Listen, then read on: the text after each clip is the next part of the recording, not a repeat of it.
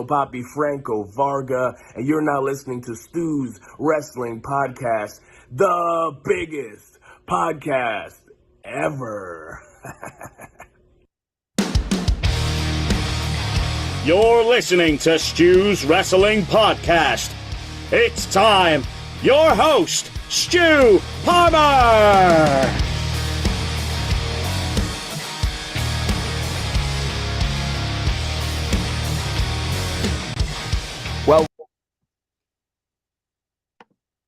Well, we are live and we are going all the way to Newcastle up in the north of England today. And my guest is pro boxer with a record of 5-1, friend of the show, friend of mine. It is Mr. Steve Robinson on the show today, ahead of his bout with Nick Campbell, the Glaswegian, who has knocked out all 5 of his opponents, Steve.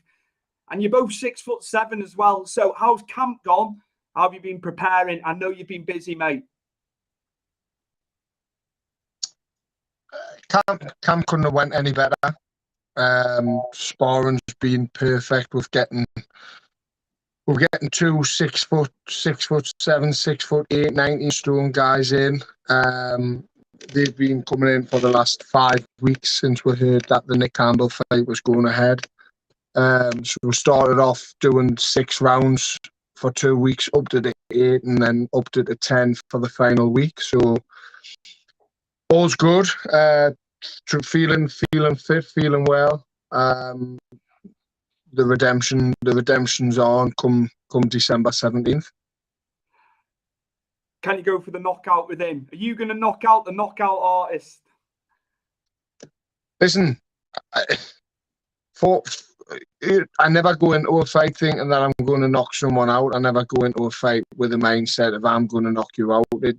I go in with a mindset of making sure that my hand gets lifted at the end of the fight, whether that be by knockout, whether that be by points. And we've seen Campbell's durable. We've seen he can take a shot. We've seen that he can give a shot. So, the training, the style of my style, everything's had to adapt and change because this whole hands down, and it's funny because both me and Nick only got into boxing off the back of another sport, off the back of becoming injured. So our stories are quite similar, and to be fair, we seem quite similar when it comes to just being ourselves. And we get people saying, "Oh, call this guy, I'll call that," and I think we're both very similar. We're both grounded, and we both just want the fight to go ahead. And I'm sure he thinks he win, and I think I'll win. And we'll see on the 17th who the better fighter is. Are you looking forward to going down to Bournemouth as well? No, I'm not looking forward to the. It's 8 hours from me. It's going to be a nightmare. There's no trains, so it's going to be a long drive. But no, I'm looking forward to the fight. I am looking forward to it. And on Boxer again, I know you're on Channel 5 for your previous fight, weren't you, with Wasserman? So yeah, back with Ben Shalom and the team at Boxer. And the cards have been brilliant, haven't they, this year for Boxer? And obviously we've still got, they've just confirmed Smith and Eubank, and I'm sure there's going to be some big. I fell down a bit. It's all right, mate. You're okay. We're back. Do you think extending off that? Who do you have if you were predicting? You're a fighter. Who wins that fight? If you had to push yourself to say, because obviously Liam Smith, it's his natural weight, isn't it? More so. But obviously we've seen Smith can bang. Eubank is very, very, very slick, very classy. So I think it'll be very similar to what I would have seen with Conor Benn and Smith. Conor Benn and Eubank. I think Conor Benn would have tried to put it on him. I think Eubank would have boxed his lips off for sort of the first few rounds and tired himself out and probably been stopped. And I can see the same happening with Smith Eubank. I can see Smith looking to knock him out and trying to hurt him, trying to get him out there. And Eubank just, being him slick self. We've seen it with Troy and Josh the other day. That was just a masterpiece from Josh, and and we know how hard Troy hits. We know how fit Troy is. We know what Troy's got in the tank, and Josh just, boxed and made him look stupid. And that's the difference between somebody, we see Savannah, Clarissa, we've seen it with Mayweather and Hatton, Mayweather, Pacquiao, regardless of what people say about Mayweather, he runs away, does it. Listen, he's one of the greatest boxers of all time. So, we've seen it so many times. When a boxer comes against a brawler, what happens? What did you think on the Conor Benn situation? What were your thoughts on that? 'Cause I know it's been recycled and that within the press, but yeah, just how late in the day did they want to? They knew about it. So yeah, that's the British Boxing Board, though. It's not the first or the last time this has happened, and it won't be the last time that it happens. And unfortunately, when you're working at the top level with the top scientists, they tell you that I've been told numerous times, you should start taking this, you should start taking that. And touch wood, I'm in a very fortunate position now. I'm 31. I've never ever had an injury other than a broken bone, which isn't, no steroids are going to stop that. Nothing's going to stop that. And I've trained twice a day at a high level since I was 14. And personally, I don't think there's any reason to take steroids in the sport to become where you need to get to. And I think anybody who does it, it's disrespectful to the sport. It's disrespectful to your to your partners, and disrespectful to the person you're fighting, because you risk what happened, if the fight not going ahead, or you risk killing somebody or hurting somebody really, really bad. And I personally don't agree with it. What a shame, because he's looked so good. Conor, he's been great to watch. But how long's he been? Why is he looking good? What's the? I'm sure. Yeah. I'm sure you've seen Bigger, Longer, Stronger. Was about the three brothers, the wrestling program. Have you seen that? Yeah. So you can see one takes steroids, one doesn't, and the guy who takes steroids, is way behind the guy who doesn't take steroids in baseball, and then he overtakes him by miles, and he's like, "Whoa, what's going on?" And then obviously, the science man. So why is Conor Benn been looking so good? Is my next question of, how long has this been going on for? Has it been going on since the start of his career? Has it been going on at the latter end? As I say, you don't know, but you're told to take this, you're told to take that. This'll benefit you. And unfortunately, if Conor's not strong enough to say no, I'm not taking that, then that's up to him, and that's up to his team to answer the questions of what's gone on. I just all the stuff that you're not allowed to take, though. Especially this day and age, it's ruined it. It's ruined it for him. It could possibly ruin his career. And the fans. The fans were clamoring to see that fight. I was gutted as a fan. Yeah, but as he's coming off and saying, "Oh well, it was only this. It was only Nolvadex. It was only this." But yeah, but HRT is a drug that you take after you've been taking steroids to balance your leg. Nobody just takes HRT. I don't one day wake up and say, I want to inject a pregnant woman's piss in myself. You don't do it. Nobody wakes up wanting to take HRT. There's no benefit to taking it. The only benefit to HRT is if you've been on steroids, and the science behind it is he's coming off something before the fight. So he's had scientists working so that no steroids show. Now, we passed the water test because HRT isn't illegal in that one, but when he's gone to the bigger governing body, he's failed, because they know that if you're showing HRT, there's only one reason that you're taking HRT, and that's for the reason that you've been on something. So there's so many programs on Netflix that talk about this, and we're seeing it in Rocky IV. We're seeing it with, funnily enough, we're seeing it with Dolph Lundgren. He's getting injected and stuff, and Rocky's out there in the mountain. And this is how long it's been going on for. This is how long. This is why Russia's banned from so many sports, and the corruption of sports. And we're seeing it with Lance Armstrong. And as I say, there's a cyclist program on Netflix about it, which is fantastic. We've got Bigger, Longer, Stronger, and there's so many things out there now, and so much science. And if you've got the right scientists working with you, you can get away with so much. And it's unfortunate that it's going on in every sport, not just boxing. It's not just Conor Benn. Like, we can't just look at Conor Benn. We've seen it with Gerard Miller. We've seen it with a lot of people. And how many people are actually taking it and getting away with it. Imagine like he did Eubank and he put him, something happened. I think that was what they were worried about the most.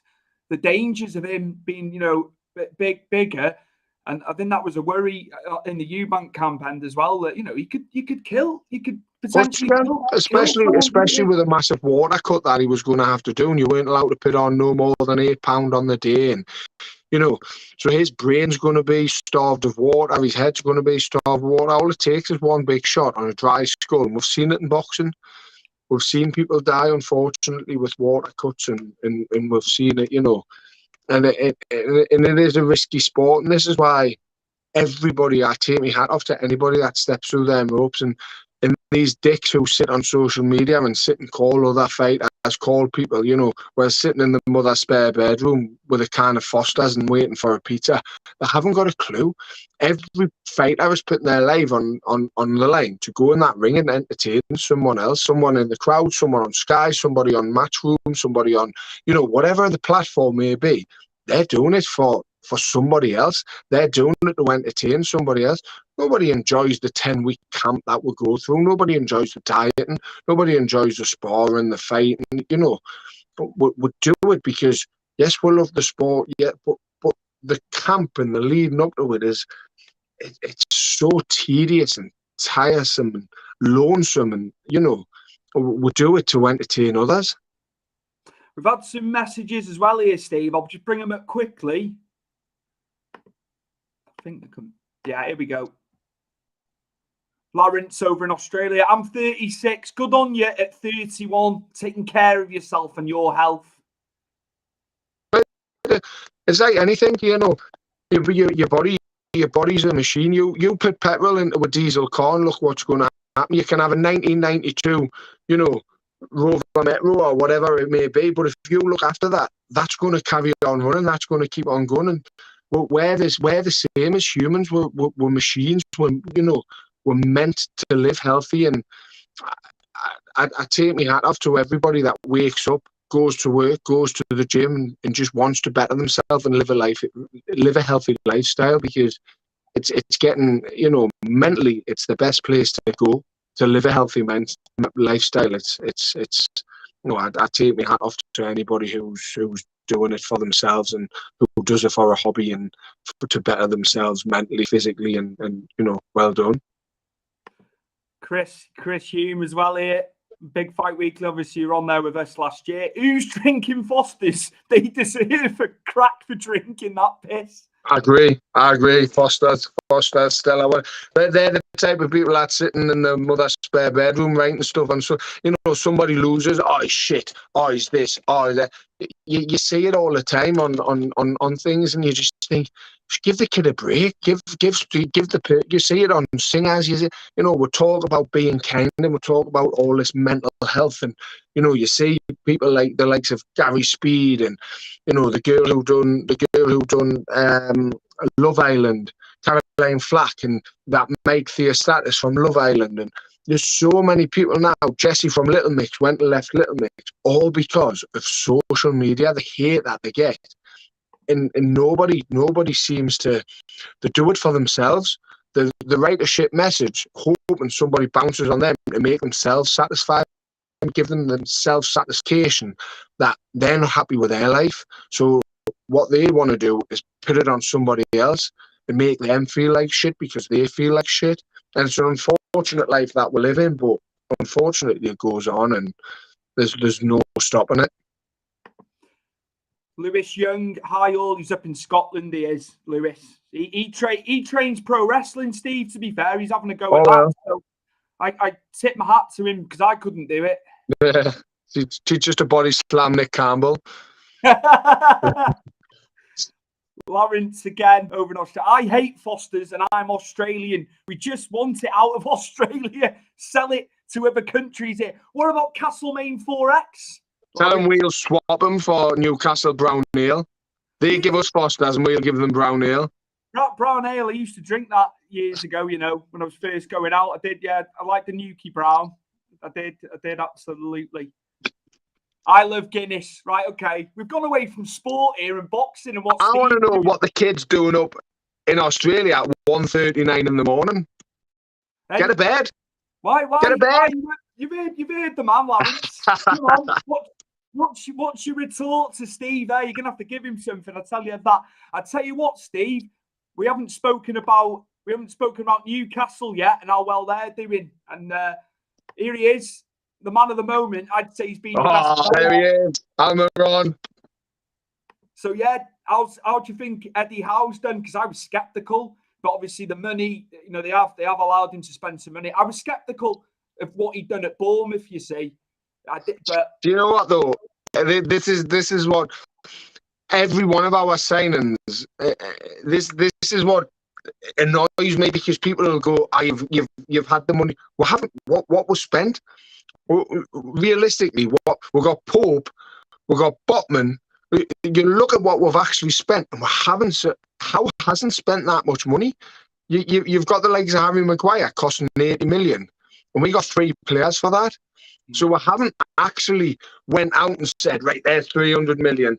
Let's get 2-3 massive names. We look fearless. That's the difference between Newcastle now and Newcastle. We look like we're back in the Kevin Keegan seasons where if you score 4, we're going to score 5. We're fearless. We don't care what happens. We've over-exceeded with expectations. It's a bit like Leicester. When Leicester won the league, they were at Christmas. They were top, and they were thinking, "What we got to lose? Where's Morgan and Robert Huth, 2 of the slowest, oldest centre halves, and then they had Danny Simpson and Fuchs, and then you look at the likes of Drinkwater, and you look at all these players were just nobody's. Kante cost them 900,000. Mahrez cost them 1.2 million. Obviously, they brought Vardy up through the ranks. Joe Hart and Kasper Schmeichel, and you look at what they actually done that year. They didn't spend loads of money. They didn't have anybody that was like, wow, other than Kante and Drinkwater and Vardy. You know, everybody just bonded as a team because they were fearless, because they had nothing to lose. 2 seasons ago, they had done the 12. They had gone from League One, Championship, Premiership. And then 2 seasons later, they're winning the Premiership. And that just shows that Danny Simpson couldn't even get his game for us. No England caps. And, you look at, like I say, where's Morgan and Robert Huth? You put where they look like they're running with caravans on the back. They must have 32 pace on FIFA if you bought them on on FIFA Ultimate Team. But when you're as a team, when you've got 11 players who think, yeah, what we've got to lose, if we go down, so be it. If we finish 10th, so be it. If they score 4, we're scoring 5, and that's what Eddie Howe's doing. That morale's there. Everybody just constantly seems so happy to be part of the team, and you've got Bruno, who is just levels above at the minute any Newcastle player. You've got Joe Linton playing amazing. Almiron, then we're back 4. We've got the best defence in English football. I think 6 goals we've let in, which Trippier has been fantastic for you. I know he came in last year, didn't he? Got injured. I've had Trippier as in my fantasy team right from the start because he can ping that ball in. Trippier was always that player. See, a lot of people, when Trippier went from Tottenham to Atletico Madrid, he was suspended for 6 months for gambling. So people forget that Trippier went to Atletico Madrid and only done half a season there because Atletico Madrid were pissed off because he told his pals to put a bet on that he was going to Atletico Madrid. So he was done. that like it was a no-brainer to get him in, because he's always been a quality player, always, and we've seen that with England. And I'm a bit pissed off that they've dropped him for Walker, but at the same time, when you watch PSG, Man City, and the way Walker kept Mbappe out of the game, you've got to listen. I love Trippier. I still think we should have took Dan Burn over Ben White, but that's part of the parcel. You cannot not play Walker after you watch PSG and Man City, and the way Walker kept him out of the game when they said just stick with him. And then obviously we've got Dembele. I cannot say a little short Dembele, but as a unit again, England they look fantastic. When I'm watching England play, obviously we had that 0-0 against USA, but USA just look at Spain yesterday. It's hard to play against it. It's like boxing. You put yourself in with a negative fighter, you look shit. Audley Harrison put himself in he won a gold medal, signed with Channel 5. I think it was with Maloney. In 14 fights in, he looked shit because he was getting hand-fed opponents. Then as soon as he come in against with someone, look what happened.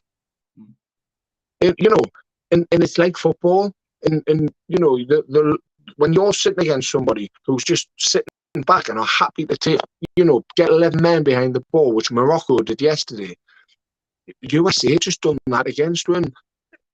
Everybody's criticising the USA performance, but they're not talking about the fact that we scored 9 goals leading up to it, and then another 3 against Senegal. Everybody was down with against Senegal. Oh, Senegal are a hard team. They're strong, they're tough, they're fast, they're quick. We went and beat them 3-0.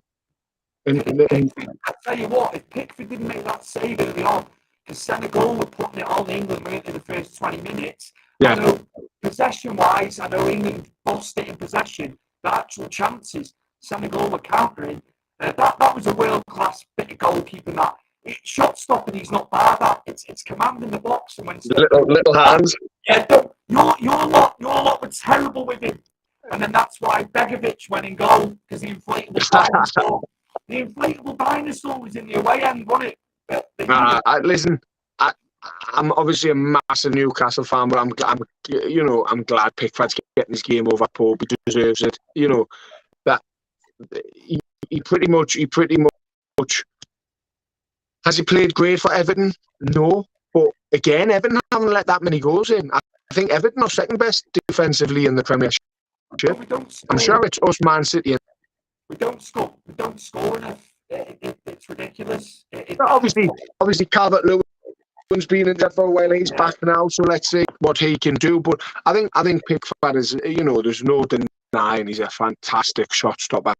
Just, we don't want to see that David Seaman, Ronaldinho little lob with his little hands trying to get to it. I'm thinking David Seaman with Naeem in the Cup Winners' Cup years ago, and he got done that day as well, didn't he? From the distance. But yeah, Steve, I'm gonna have to move on before we go. Now, you were into wrestling years ago when you were younger. So who were some of the guys that you gravitated to when you were younger watching pro wrestling? Do you know what? I've been watching Stone Cold Steve Austin's podcasts recently, and some of the Mick Foley one. Wow, people don't realise it. See, it's very similar to boxing. People just think you're boxing on Sky, you've made it. You're driving around in a Hummer, you're driving around in a Bentley, you've made it. You're at the top. Mick Foley, you're at WWF, you've made it. Mick Foley was living in his van. Steve Austin was living in his van, paying $10 for hostels, and before they got to the top. And you look at 1996 was probably out 5 years. So from 96 to 2002 was obsessed. And that I remember Jeff Jarrett.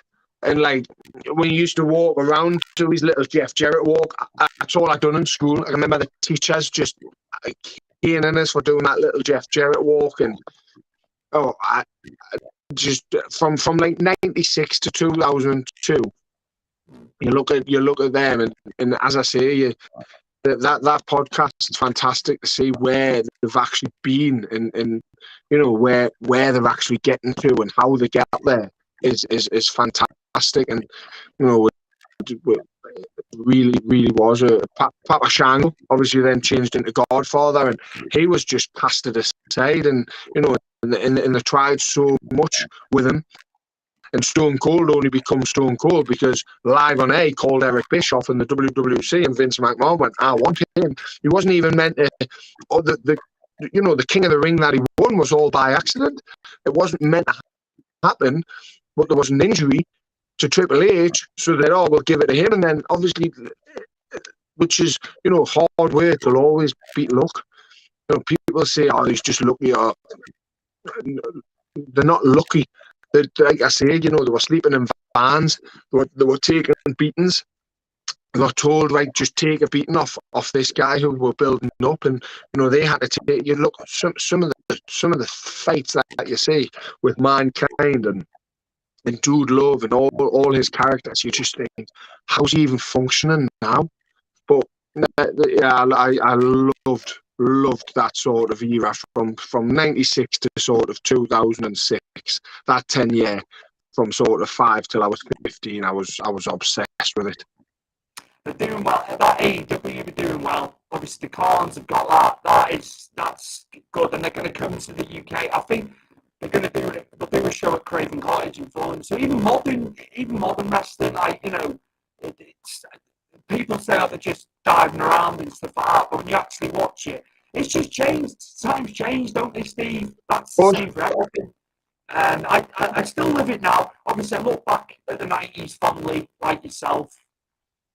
Of course, times change, and you just have to look at with football, with boxing, with any sport. I mean, now we get weighed in on a morning. You know, our weigh-in on the night times all fake. You know, we've all been weighed in. The scales aren't even on. But because it's for TV, this never happened 5-6 years ago. Even 3 years ago, there was no live 6 p.m. weigh-ins that you could watch. There was no press conferences with every fighter. There was no gloves are off. You know, this is all for a show. This is because everybody wants to, you know, as you say, time goes on. If wrestling now was like wrestling back then, people watch it. People wouldn't be interested. People want this whole facade of you know, the likes of the wrestlers that we love now, or the likes of Goldust and Boogeyman and stuff, who've got that sort of facade. But now everybody wants this whole acting, and I think people have accepted. Like back then, if somebody told me wrestling was fake, I'd tell them to go and do one. I'd be like, no way is it fake. But now I think kids know that wrestling's fake. Kids are accepting it, you know, and I think they've had to make it more fake, because obviously kids were doing wrestling moves and kids were wrestling with the pals, and we're seeing there was accidents happening. So now I think they've had to make it this sort of show. Listen, you know, this isn't actually real. It you know, it's acted, it's scripted, but you know, enjoy it. And it's still, you know, up until still now, it's a great show. You can sit and watch them Royal Rumbles and SummerSlams. I'll still watch the main events, and I'm just not, you know, I'm not sitting on a Friday night watching SmackDown versus Raw, AEW, or whatever it's called now. But I will watch the main events, and I'll still enjoy them. The Cardiff show was good in September when they came over, and obviously Fury was involved. I didn't manage to get down there, like, but everyone's like, "You going down?" And it's not me being, you know, big-headed or anything, but I was at Wembley Stadium in '92, one of the most iconic. Yeah. If not, yeah. You know, hey, no disrespect, like my friends, they took their kids and that, which is great. The next wave, I probably would have gone, but you know. So yeah, we've got another comment here actually. It's back to the football just before you go, Steve. It's Chris, Big Fat Googly Chris, yeah. Since you've got deep pockets, there's an excellent striker you may know called Rondon. I'm sure he'd love to take you to the next level. Who's Solomon Rondon? Yeah. We've tried for him. He handed a transfer request in and everything. Stormed on the hook. We was ready to come to it, and then it never happened. So now he ended up looking like a dick to West Brom. But yeah, I think we're all right with Wilson and Isaac. To be fair, we don't need Rondon. Lawrence again. Just a quick one because it's boxing related. Also heard rumours WWE may be looking at getting into the boxing game. WWE maybe what? Getting into boxing. I don't know about that. Listen, me versus the Great Khali could be good sparring for Nick Campbell. Or me versus Hornswoggle, it would be a laugh. It would. Yeah, absolutely. Met Mick Foley this year. Got a Cactus Jack T-shirt signed on his tour in Brisbane. So there you go. Easy. You know what? Watching that cast, he was an absolute gent. Like Austin and him were just they become. You could just tell there was a massive connection because they both started at the bottom and they were both very, very close with each other whilst they were travelling, whilst they were starting. And like he says, he would sleep on buses, and I think after watching that, Mick Foley's gone from there to there. With just showing that hard work gets to where you want to be. If you work hard enough, you show a little bit of talent, you show a little bit of something, hard work will get you there, no matter what it is, whether it be a pay rise, whether it be a new job, whether it be in a sport. You work hard enough, you have the right mindset, you'll get there. Mick Foley, just a clever man, you know what I mean? Books, author, top of the New York Times bestseller list.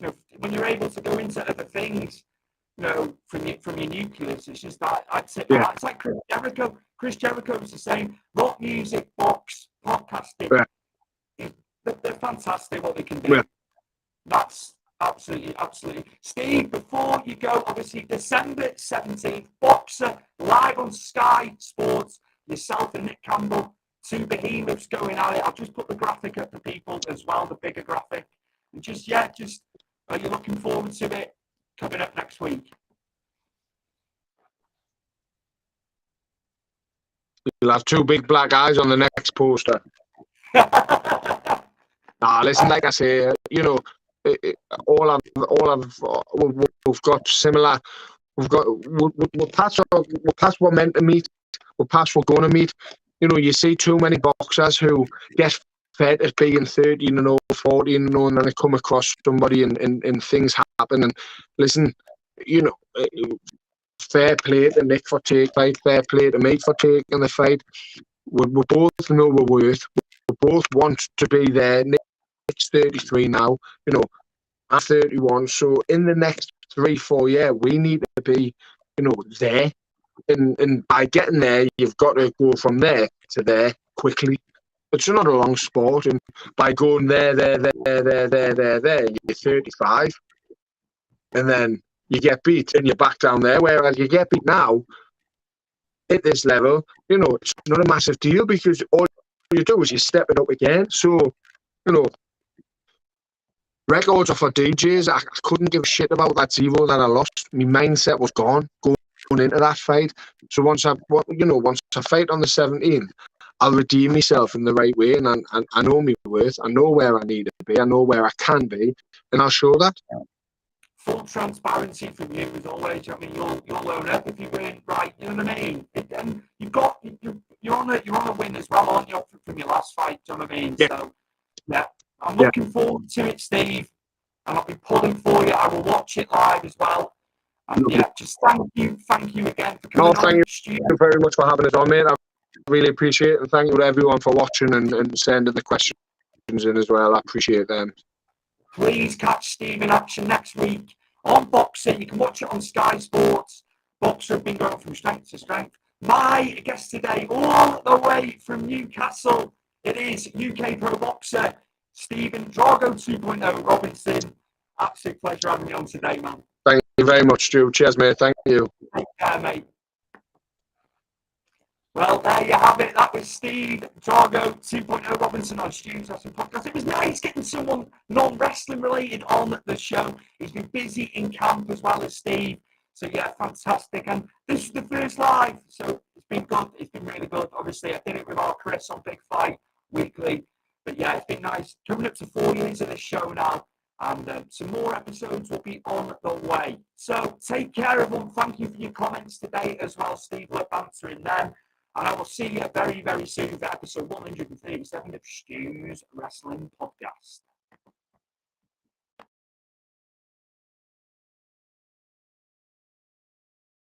Guys, I'm going to go back. I'm going to come away from the journalistic side a little bit. Who were some of the guys you liked watching when you were younger? Well, Roddy Piper, I think, probably made a big impression on me, and I'm hardly alone there. He was just so captivating, right? And you laughed and you were pulled in. You wanted to hear what he was going to say next. All those things that wrestling's supposed to be. But of course, he only works as a heel, or even when he became a good guy, because there's people he's talking about. And if you go back and you listen to what he talks about, he was always so careful to. He was mocking his opponents, but he also was never really putting them down, right? Like, you got to build up. If you're going to beat somebody, they got to be somebody. And that's a little bit lost in today's world, I think, that they forget that. And again, partly because there's so much of the competitiveness that there's trade-offs of wins and losses in today's wrestling, so much that there isn't that continual build. But